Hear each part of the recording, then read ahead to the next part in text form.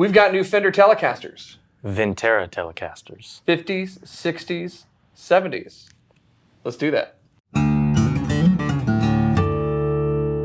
Hello, Internet. This is Chris McKee with Alamo Music Center in San Antonio, Texas. You can find us online at alamomusic.com. I'm here today with... Cooper Greenberg. Cooper Greenberg has a Telecaster, and I have a Telecaster. We have another Telecaster, and these are Telecasters from the Vintera line.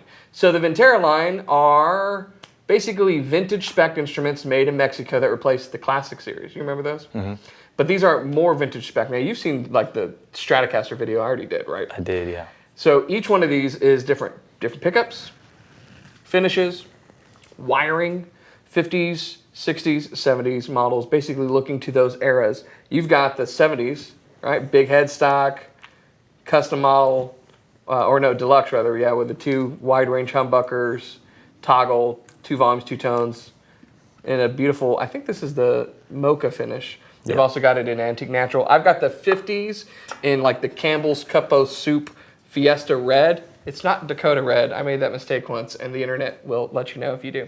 So just so you know. Yep. Fat neck on this, thinner neck on that. So it's basically period correct stuff. The wiring and the pickups change. So we've talked about this on the 60s.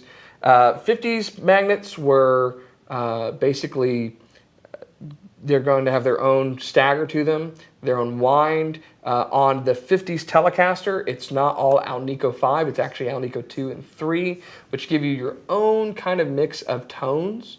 And then you go to the wiring on them. Some of these have, this is formware, enamel, or polysol on the 70s. So basically these are true to spec, as close as you can get without going full on custom shop or American original. And they're a huge value because they're made in Mexico. So you get a gig bag, you get, instead of a case, you get poly finishes instead of nitro, but otherwise very, very spec. Turn that around. So you've got 70s, you've got the 3-bolt pattern there.